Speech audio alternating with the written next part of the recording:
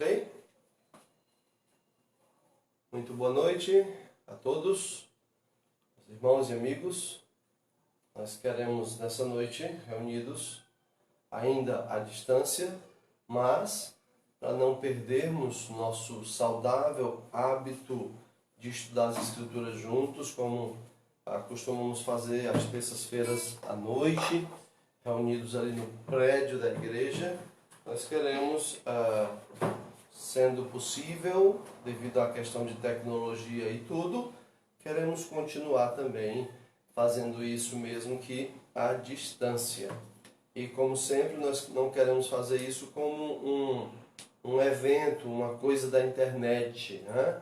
Uma live, Não, nós queremos fazer isso com um senso sincero de adoração.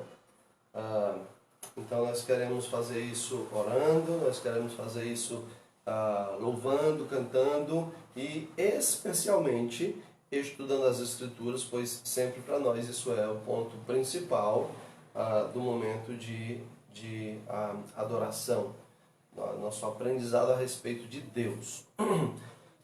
Queria aproveitar para lhe dizer que, dada a utilidade que é os estudos bíblicos, a palavra de Deus, é claro, e aí, como a gente tem feito, e muitas pessoas têm agradecido, e algumas têm perguntado quando foi que foi feito o estudo tal, e então a gente resolveu reativar um canal, nosso YouTube, né? Então é lá onde os vídeos, as pregações e tudo costumam ficar de maneira mais fácil de ser encontrado.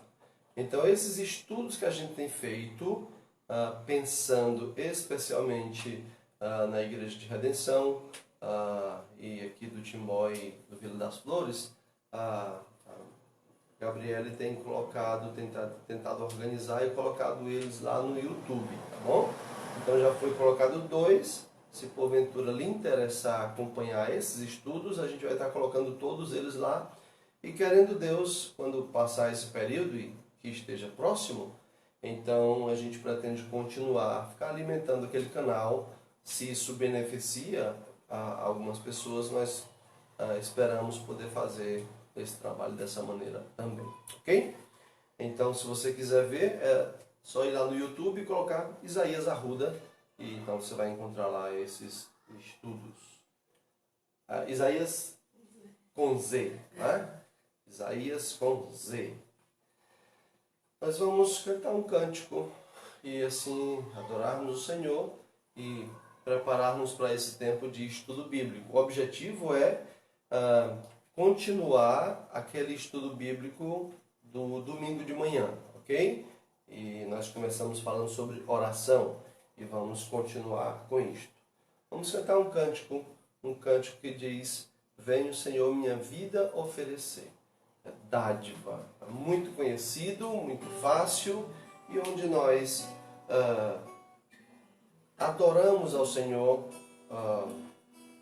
não pela facilidade, é claro que a música ser conhecida ajuda, mas também porque é bela, é verdadeira e nos ajuda a exaltar o nome dele. Se você conhece, cante. Se não, aprecie essa música.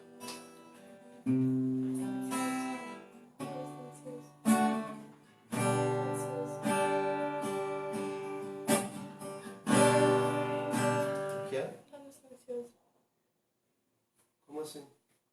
As notificações. Não sei.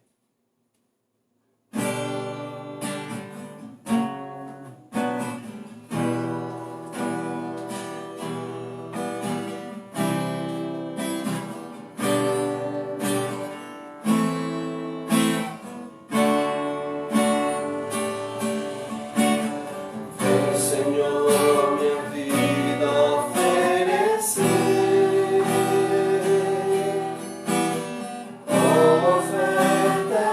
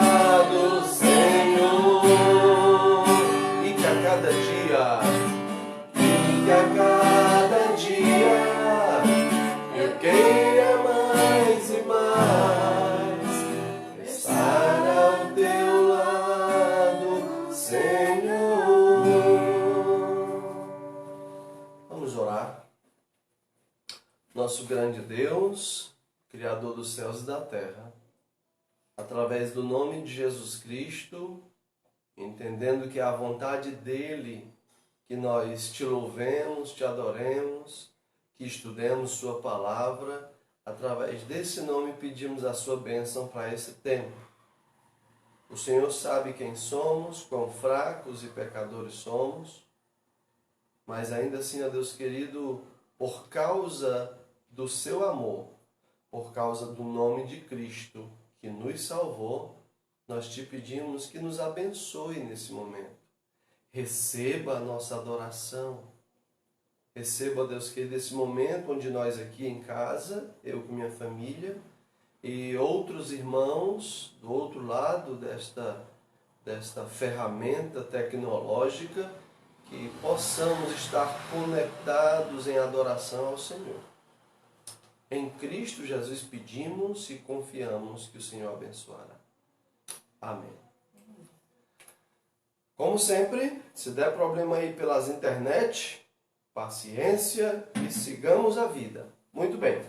Então, o assunto é os 5 elementos básicos da prática da fé cristã.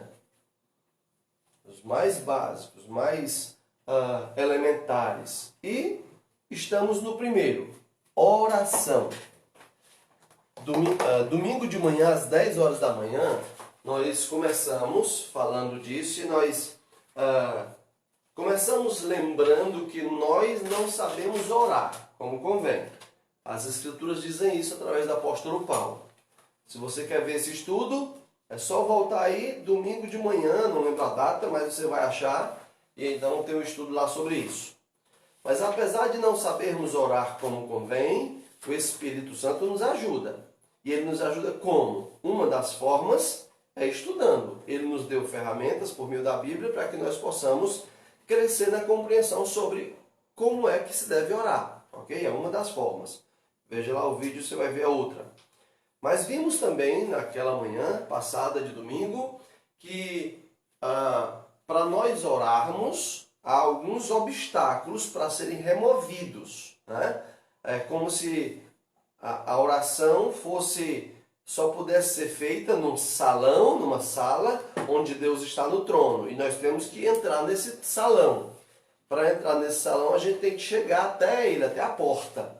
Então, para chegar até essa porta, tem alguns obstáculos, algumas barreiras do nosso próprio pecado. Por exemplo, falta de fé, egoísmo, sem afeição pela palavra de Deus e por aí vai. Então, esses são obstáculos a ser enfrentados, ok? E oração é algo para ser... Oração, para entrar nesse salão do trono da oração, você precisa ter a chave, depois de remover os obstáculos, a chave para abrir a porta e entrar. A chave é o nome de Jesus. A oração tem que ser feita no nome dele, ou seja, de acordo com a vontade dele, tá bom? Mais detalhes no vídeo de domingo passado de manhã. Hoje nós queremos falar a respeito de onde é o lugar certo de orar, ok? Qual é o lugar certo para se orar? Isso pode parecer algo muito trivial, mas eu quero ser bem elementar mesmo, porque eu sei de pessoas que têm essa dificuldade. Por exemplo, há pessoas que acham que o lugar só se ora no prédio da igreja, né?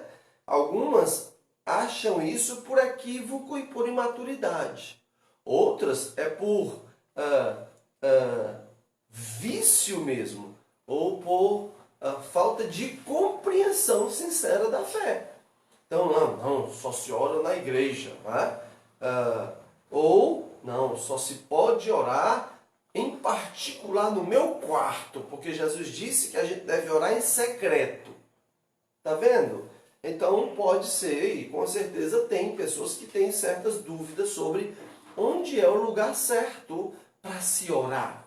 Vamos falar então primeiro sobre isso hoje à noite. Então esse é o item número 3. 3, pastor? Sim. Domingo passado falamos do 1, que é os obstáculos, os impedimentos à oração. Falamos do 2, que é a respeito do nome através do qual devemos orar, a chave que abre a porta do salão da oração. E hoje o terceiro ponto é onde devo orar. Então, pensando em onde, o apóstolo Paulo vai nos ajudar aqui em 1 Timóteo 2:8.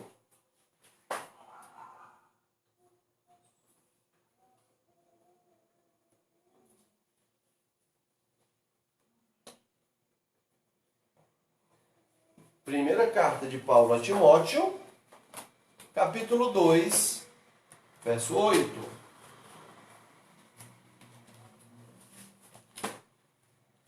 O que é que diz aqui? Você está com sua Bíblia aí? Acompanhe. Se não tiver, dê atenção. 1 Timóteo 2:8. Quero, portanto, que os varões orem. Onde?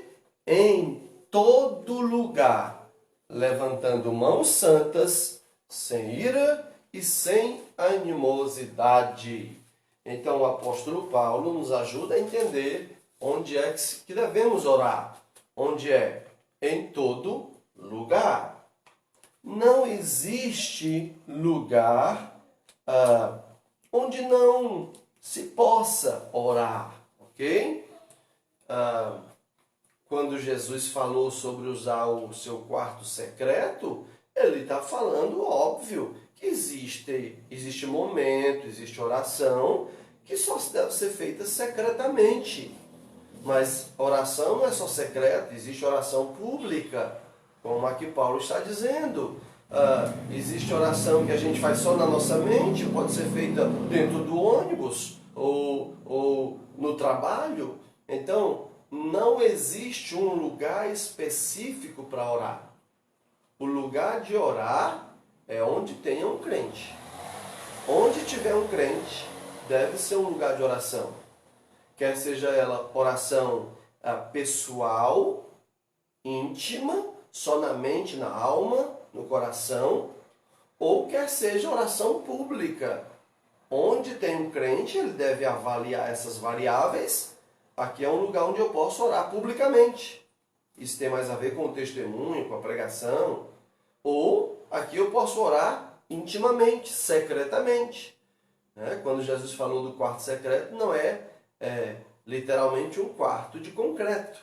Porque se assim for, então quem não tem uma casa não vai orar nunca, porque não tem quarto. Ele estava falando de um lugar secreto dentro de nós, certo? De intimidade entre nós e Ele. Então, onde é que se deve orar? Em todo lugar. Avalie o momento, a necessidade, como é que você vai fazer.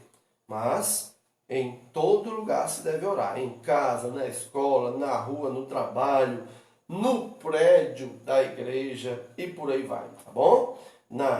De maneira audível, de maneira íntima, só na mente. Então, o lugar de oração é onde tiver um crente, é um lugar de oração. Você é um crente em Jesus? Onde você está agora? Aí é um lugar de oração. Devemos orar em todo lugar, ok? Lembra, por exemplo, Jesus orou aonde? Jesus orou nas montanhas, Jesus orou em casa, Jesus orou no jardim, na cruz, né? A família aqui interagindo. Então, onde é o lugar de oração? Onde tiver alguém que crê em Deus e que quer se comunicar com Deus, ok?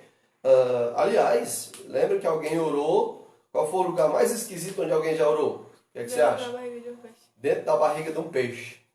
Jonas, ele orou dentro do bucho do peixão. Então, o lugar é onde tem alguém que crê em Deus. Essa pessoa. Não é dois ou três. Legal. Muito bem. A gente vai falar disso aí no final.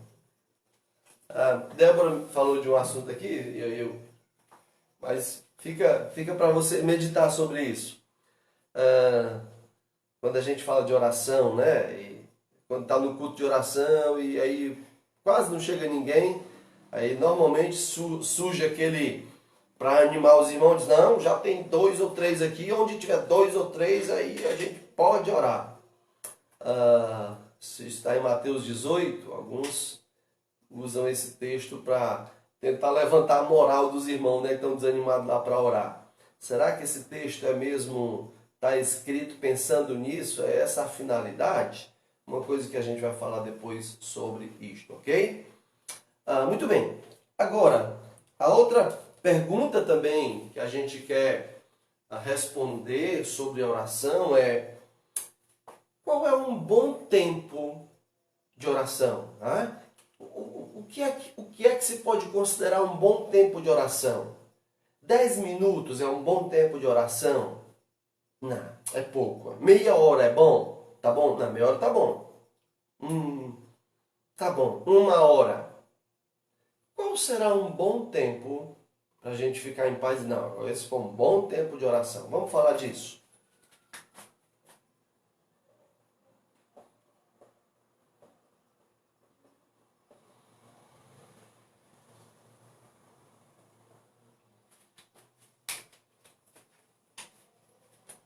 O tempo de oração. Vamos abrir as escrituras no livro de Neemias, ok? Neemias, capítulo 2, verso 4 e 5.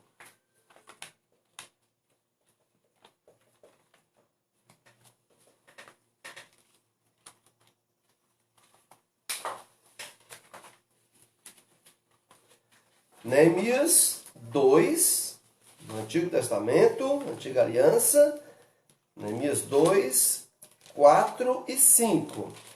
Neemias estava triste porque a sua terra estava destruída, Israel. Ele servia a um rei em outra nação, quando o povo de Israel foi levado cativo, Neemias servia aquele rei e ele estava entristecido agora e ele queria ajudar o seu povo, obviamente. Mas como fazer isso? Ele estava servindo ao rei, estava levando ali a taça com o vinho, a bebida, a comida do rei, e o rei percebeu que ele estava triste, como ele não estivera antes. E então ele pergunta a Neemias o que é que ele tem.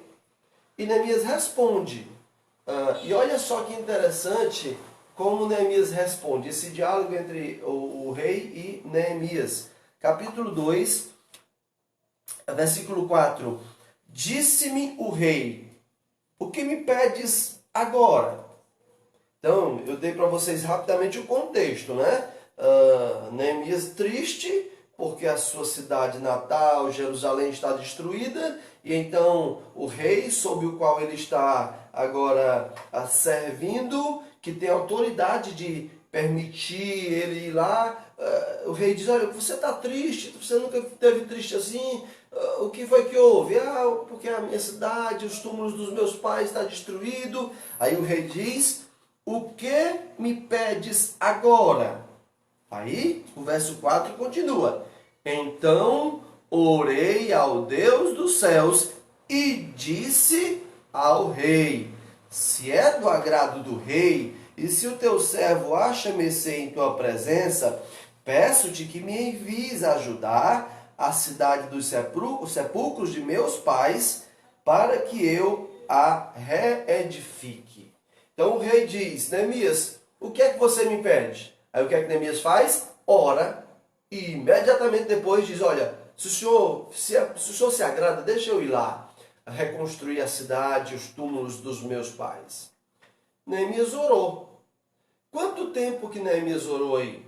O texto sugere que foi algo imediato. O texto não nos permite olhar para Neemias e dizer assim, rei, que bom que o senhor perguntou, mas aguarda um instante que eu vou orar para saber o que é que eu quero. Aí foi lá, orou, e depois voltou, agora eu já sei. Não. O texto sugere que o rei perguntou: o que tu queres? E Neemias, então, ali, naquele momento mesmo, na sua mente, na sua alma, no seu coração, talvez tenha dito a Deus: Deus, me dá graça diante desse rei, porque eu vou pedir para voltar a Jerusalém. Rei, se te agradar, me deixe voltar lá. Talvez foi o que ele fez. Quanto tempo durou uma oração como essa? Menos de 1 minuto. Portanto, o que nós temos aqui em Neemias, com respeito a tempo de oração, derruba qualquer ideia de que oração tenha que ter, oração mesmo é aquela que tem 1 hora de duração. Ok? Então, 1 minuto? Vou botar aqui? 1 minuto? 1 minuto. 1 minuto. Ok? Vamos avante. Vamos para outro texto bíblico. Mateus 26, 40 e 41.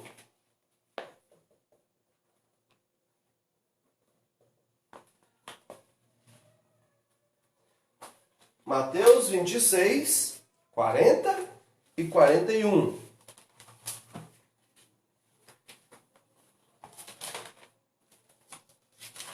Final do Evangelho de Mateus. Jesus Cristo está com seus discípulos. Jesus separou Pedro, Tiago e João. E não era no barquinho. Era para ir no jardim Getsêmani para orarem. Jesus disse: olha, vamos ali vigiar comigo. Vigiar e orar, não é? Jesus diz: olha, vocês fiquem aqui que eu vou um pouco mais adiante. Vigiem comigo. E então, quando Jesus volta, eles estão o quê? Dormindo. E olha o que Jesus diz em Mateus 26, 40 e 41. E voltando para os discípulos, achou-os dormindo e disse a Pedro: então, nem 1 hora pudestes vós vigiar comigo? Vigiai e orai para que não entreis em tentação. O espírito, na verdade, está pronto, mas a carne é fraca. Então Jesus, na sua tristeza, percebendo que eles estão cansados e só dormindo, o que é que ele diz? Vocês não conseguem vigiar nem 1 hora comigo? Então, se nós tínhamos 1 minuto em Neemias, então agora nós temos o que em Mateus? 1 hora. Eu não acredito que Jesus estava falando de 1 hora literal, ok? De 60 minutos. Acho que ele estava falando algo do tipo: vocês não conseguem suportar um tempo maior, 1 hora comigo sequer. Tá? Mas eu vou usar como se fosse literal para a gente ver a ideia. Certamente Jesus não estava falando de 1 minuto. Ele estava falando de um tempo maior. Vocês não conseguem orar comigo um tempo mais vasto. Vocês cansam fácil. Mas eu vou aceitar do jeito que está aqui, 1 hora. Ok? Para a gente botar aqui. Nem 1 hora vocês conseguem orar? Nós temos Neemias orando 1 minuto. Mas agora nós temos Jesus dizendo: vocês não conseguem orar nem 1 hora?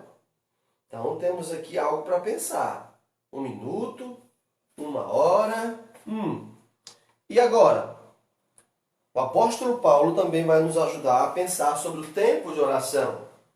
Em Efésios 6 e 18.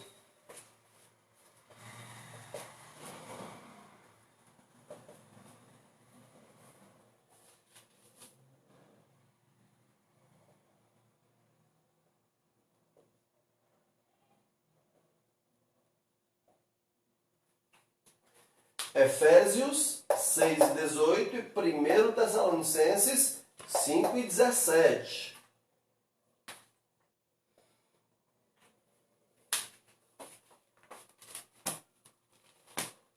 Vamos começar com Efésios 6 e 18. Diz assim: com toda a oração e súplica, orando em todo o tempo, no Espírito, e para isto vigiando com toda perseverança e súplica por todos os santos. Então, de acordo com esse versículo, se pode e se deve orar quando? Em todo o tempo. E aí, em 1 Tessalonicenses 5:17, ele faz uma reafirmação disso de uma forma mais objetiva, curta, grossa e direta. 1 Tessalonicenses 5:17 diz o quê? Orai sem cessar. Orai sem parar. Essa é a ideia. Agora, em Neemias nós temos alguém orando 1 minuto.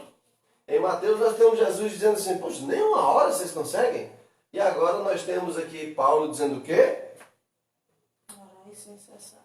Todo tempo. Todo tempo. Todo tempo. Enquanto há tempo, todo tempo, tenha uma vida de oração. É claro, o apóstolo Paulo não está dizendo que nós devemos consumir cada minuto do nosso dia orando. No sentido de estar conversando com Deus assim. Não. Há momentos onde não é possível isso. Há momentos onde você tem que se concentrar na sua profissão, por exemplo. Já pensou se fosse obrigado? Não, tem que estar orando 100% do tempo. Eu não queria fazer uma cirurgia do coração com um médico crente, não. Já pensou? Ele orando, Senhor, abençoa o teu povo, abençoa os missionários e tratando o meu coração? Não. Então, o que Paulo está dizendo, que as Escrituras estão dizendo é, esteja pronto, disposto a investir todo o tempo possível em oração.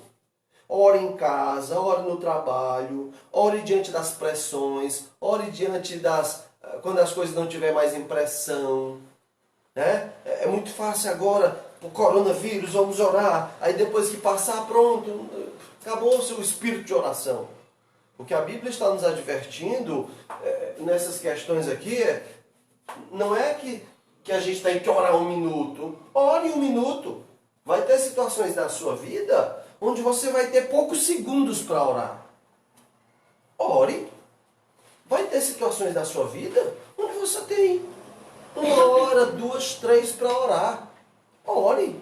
Uma vigília, uma noite de oração. Ore.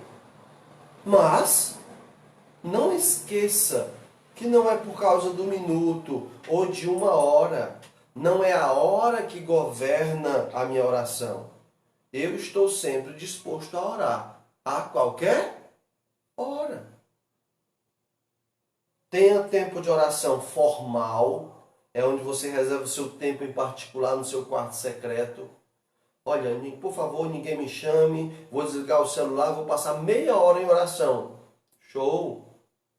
Mas tenha também uma vida de oração, mesmo que informal, no sentido de posso orar no campo de futebol, posso orar no passeio, posso orar no trabalho. Desde que, cuidado, viu? Médicos, cirurgia, cuidado. Não, eu acredito que o médico crente também ele vai orar. Senhor, me abençoe e me ajude nessa cirurgia.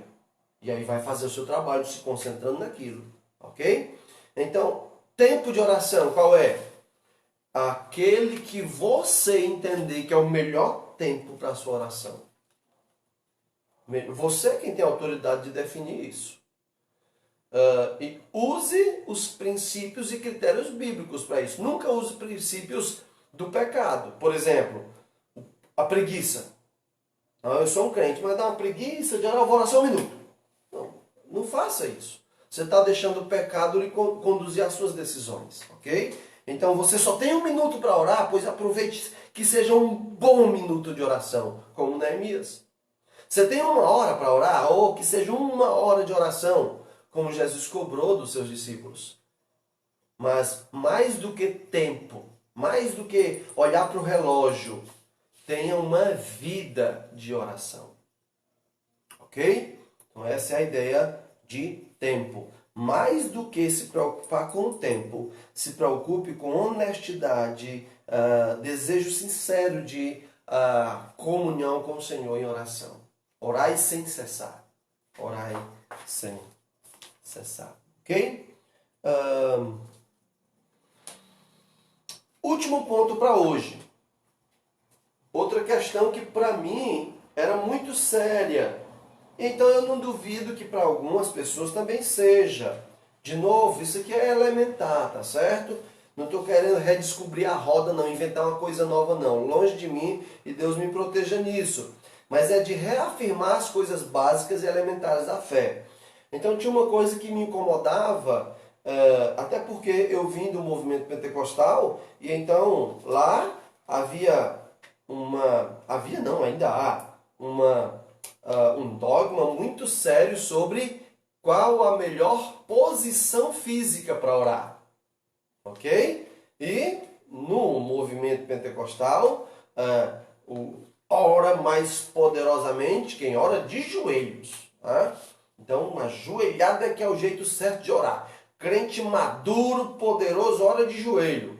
Os novinhos, os inexperientes, ora sentado. Orar deitado é quase incrédulo. Estou dizendo do que eu vivi, tá certo? Se alguém se ofender com isso, lamento, mas não está se ofendendo comigo não. Está se ofendendo com a verdade histórica, que precisa de correção, mas não sou eu que vou corrigir. Então, qual é a posição? A Bíblia fala de uma posição de oração? Fala. Vamos ver qual é? Então, vou apagar aqui agora. E vou terminar com este último item.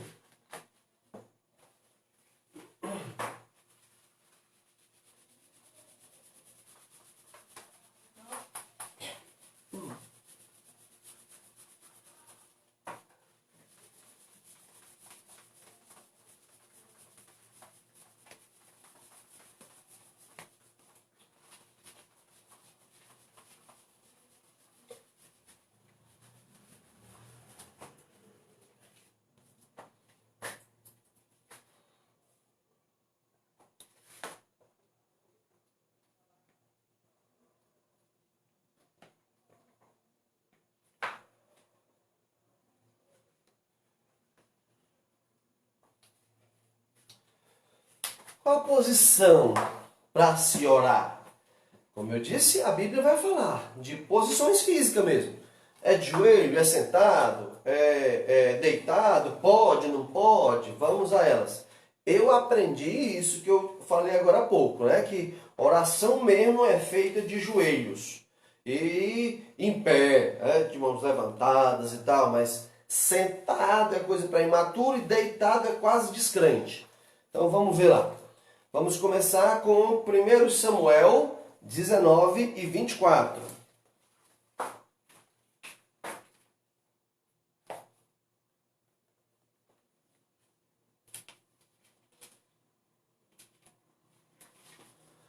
Primeiro Samuel 19 e 24.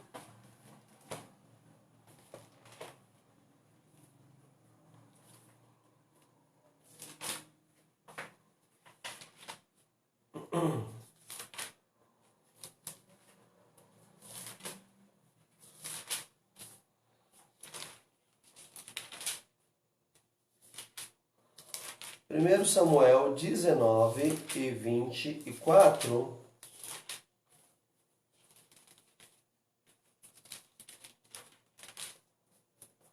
Diz assim a palavra do Senhor. E sim, é uma referência talvez a um indivíduo que alguns vão dizer que é descrente.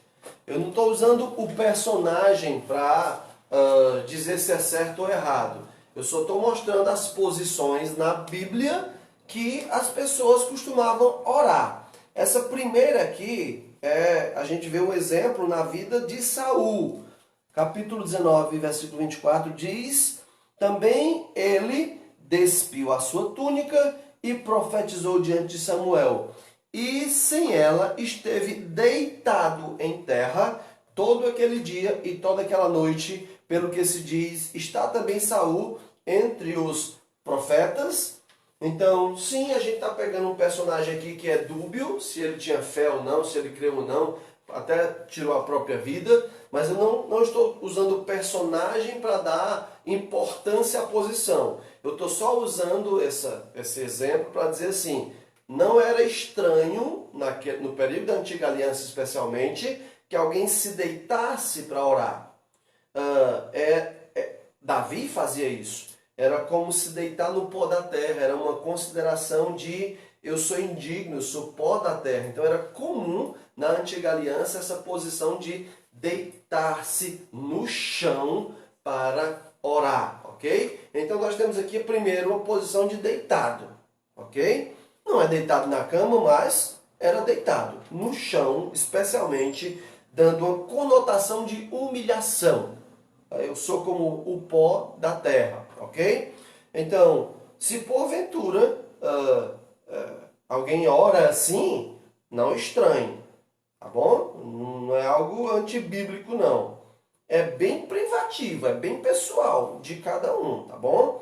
É como orar de joelho com o rosto em terra, é onde a gente vai ver agora. É algo similar. Por exemplo, Ezequiel 11:13.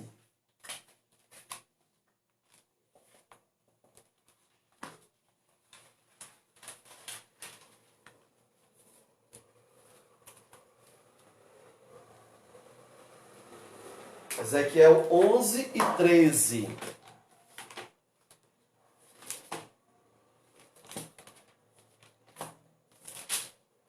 Diz assim a palavra do Senhor, Ezequiel 11:13.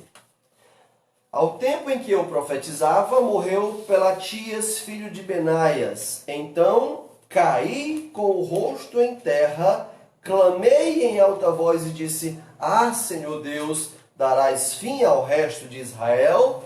Então Ezequiel está falando de uma situação, um momento onde ele cai com o rosto em terra. Cair com o rosto em terra é literalmente com a cara no chão. Isso podia ser ajoelhado com o rosto encostado no chão ou podia ser também deitado. Podia ser as duas posições, ok? Mas normalmente era ajoelhado, joelho no chão, braço encostado no chão e o rosto no pó da terra. Era uma posição de extrema humilhação também. Era uma admissão de que é como o pó da terra, era uma admissão de humilhação, de desgraça, de pedido de súplica. Então era assim que também na antiga aliança é muito comum ver os servos do Senhor orando dessa maneira. Você ora assim? Não tem nenhum problema com isso. Pretende? Gostaria? Ok. Esteja à vontade com isso. Só tome cuidado com o bichinho do orgulho, certo? Como eu disse, esse bicho é muito astuto. Então, é muito comum crentes que oram, especialmente de onde eu vim, no meio pentecostal, quem ora de joelho sempre faz questão de se exaltar pelas marcas no joelho. Cuidado. Joelhos encaliçados de oração sincera certamente são uma bênção. Mas quando esses servem para orgulhar o coração, certamente é uma maldição. Então, se você ora ajoelhado, amém. Se você pretende, ótima prática. Não porque de joelhos você vai conquistar mais o Senhor. Não. Eu acredito que a questão de ajoelhar-se tem mais a ver com trabalhar o meu coração em humildade, do que em achar que por isso eu sou melhor. Se você se acha melhor do que alguém só porque ora de joelhos, então não está servindo de nada. Não está servindo de nada. Não está afetando nem o seu coração, quanto mais o de Deus. Tá bom? Mas, rosto em terra, de fato. Aí depois, 1 Reis 8:54.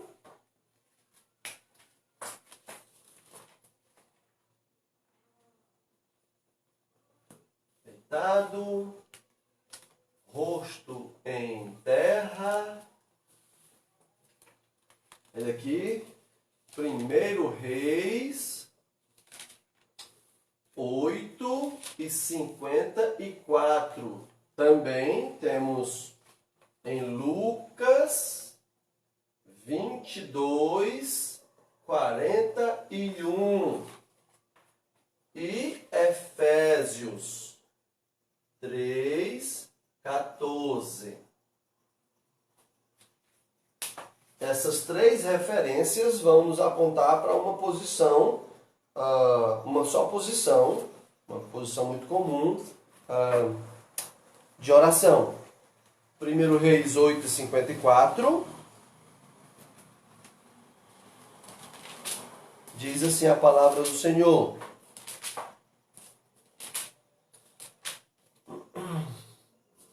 1 Reis 8:54. Tendo Salomão acabado de fazer ao Senhor toda esta oração e súplica, estando de joelhos e com as mãos estendidas para os céus, se levantou de diante do altar do Senhor. Então agora nós temos Salomão orando ajoelhado e não com o rosto em terra, mas com as mãos erguidas para o céu, com o rosto também aí. Então, uma posição de oração. É a mesma que encontramos em Lucas 22:41. Lucas 22:41. Onde a palavra do Senhor diz assim. Lucas 22:41. Ele, por sua vez, se afastou cerca de um tiro de pedra e, de joelhos, orava. Está falando de quem? De Jesus. Então, Jesus Cristo também orava ajoelhado. Não só, mas orava em pé, orou crucificado. Então, aqui ele está orando de joelhos ou ajoelhado. Nenhuma referência ao rosto em terra aqui, mas a posição de estar ajoelhado. E por fim, o apóstolo Paulo também tinha esse hábito, esse costume de também orar nessa posição. Também orar nessa posição. Lembra que ele orou num barco que estava aí sendo levado para lá e para cá pelas ondas do mar. Então, certamente não era a única posição que ele orava. Efésios 3:14 diz assim: por esta causa me ponho de joelhos diante do Pai. Então, também é uma posição de oração. Ok? Ajoelhado.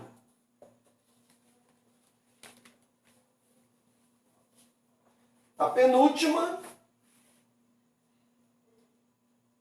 é Lucas 18:13. Lucas 18:13.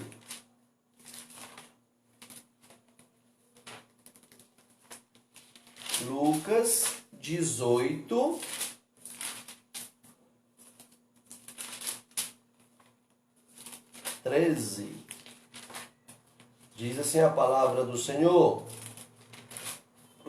falando do publicano e do fariseu na sua oração, diz assim: o publicano, estando em pé, longe, não ousava nem ainda levantar os olhos ao céu, mas batia no peito e dizia: ó Deus, sê propício a mim, pecador. Há duas orações nesse texto, né? Tem o fariseu orando de si para si, todo orgulhoso, e agora temos o publicano em pé, nem tem coragem de olhar para o céu, só dizendo: ó Deus, olha para mim, eu sou um grande pecador. Se inclina para mim, eu sou um grande pecador. E Jesus disse que essa foi a oração atendida. Ok? Então, em pé. É uma posição de oração e Deus atendeu. Deus atende. E uma última, que nós até já lemos hoje. 1 Timóteo 2:8. 1 Timóteo 2:8. Quando nós falamos sobre o lugar de orar, o apóstolo Paulo diz nesse texto que se deve orar em todo lugar. Mas também ele fala de uma posição de oração. 1 Timóteo 2:8. Quero, portanto, que os varões orem em todo lugar, levantando mãos santas, sem ira e sem animosidade. Ok? Então é uma outra posição. Aí, eu falei agora há pouco, por conhecer que no evangelicalismo pentecostal há uma predileção, uma preferência pela oração ajoelhada, porque se acredita que isso significa mais maturidade e mais poder. Bobagem.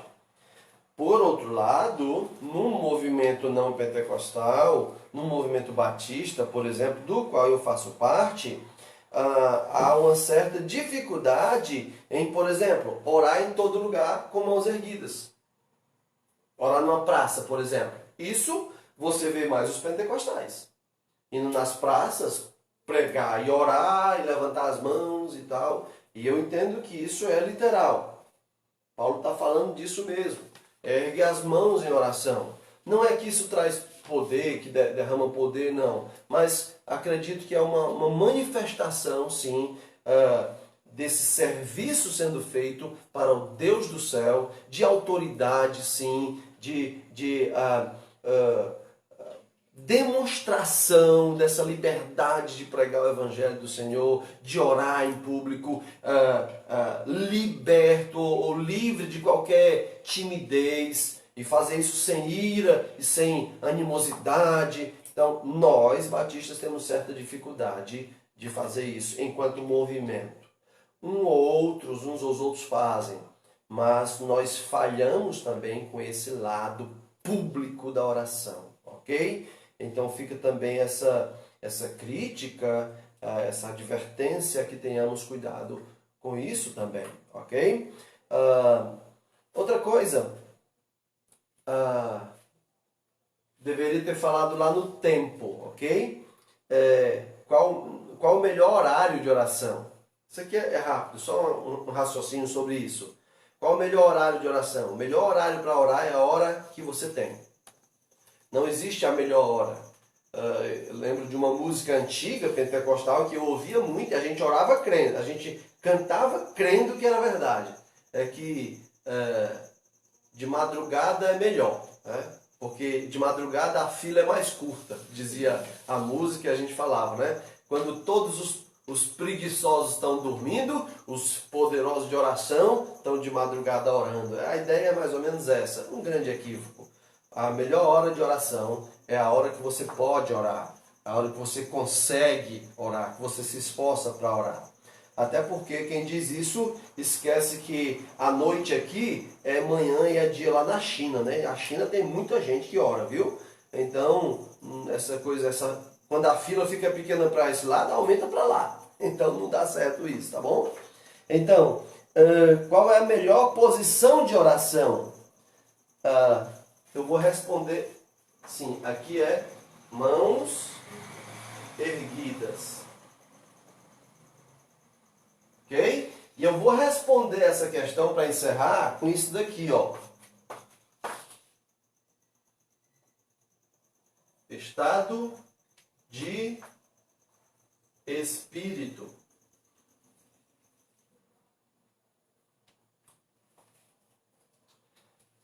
O meu estado de espírito define normalmente qual posição eu vou orar. Tá bom? Quando eu estou abatido, entristecido, eu costumo ter uma posição de oração. Quando eu estou eufórico, eu costumo ter outra posição de oração. Então, essa questão toda, para mim, pessoalmente, se define muito nisso. Em que estado de espírito eu estou? Quebrantamento? Confissão de pecado? Angústia? Euforia? Alegria? Gratidão? Isso define muito sobre o tempo, sobre em que horas eu vou orar, sobre que posição eu vou orar. Então é o estado de espírito que me ajuda a definir muito isso, ok? Não dá para definir isso baseado no texto bíblico. Vou orar de joelho porque a Bíblia diz que é para orar de joelho. Não, não diz. Ela diz que de joelhos é uma das possibilidades. Eu vou orar em pé porque a Bíblia diz que tem que ser em pé com a mão levantada. Não, ela não diz que tem que ser. Ela diz que essa é uma das possibilidades, ok? Não vou orar deitado não, sentado não, porque não pode. Onde a Bíblia diz que não pode? Então, o estado de espírito é que vai ajudar a definir tempo, horário, posição. O que a Bíblia diz e ordena é que se deve orar. Lucas 18, 1. O Senhor contou uma parábola sobre o dever de orar sempre, sem nunca esmorecer. Então, orar é uma ordem. É um elemento básico, fundamental da vida cristã. Não abra mão disso.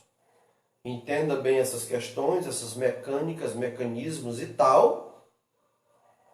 Pense como é que está você. Defina como é que você vai orar. Você. Seja ousado em oração.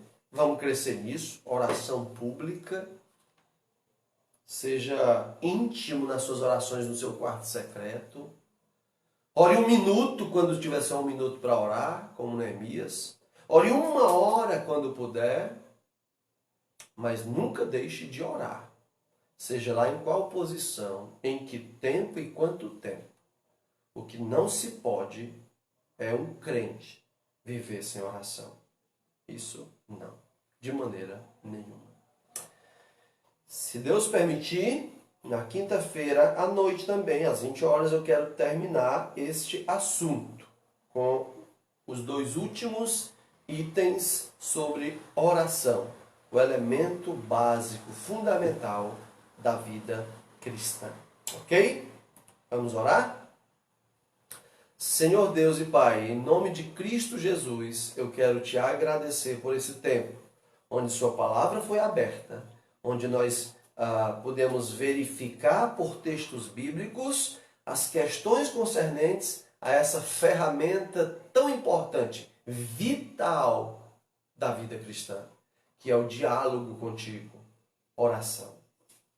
Ó Deus, nos ajude a orar sempre, a orar no nosso íntimo sempre, a orar sem cessar, em todo tempo e em qualquer lugar. Não nos deixe abandonar, esquecer, esfriar, morrer na vida de oração. Pois se esta morrer, tudo mais morre. Nos ajude.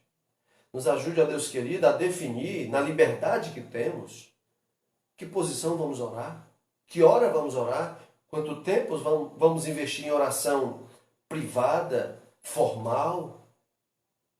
Ajuda-nos a ter sabedoria em lidar com essas questões. Mas, acima de tudo, nos ajude a ter ousadia, firmeza, coragem, esforço para não pararmos de orar. Nossa vida, Deus querido, nossa fé, o alimentar dela, a nossa caminhada, depende disso também. Em nome de Cristo Jesus nós oramos. Amém. Que Deus lhe abençoe, me abençoe. Oremos uns pelos outros. Uma boa noite, até a próxima ocasião.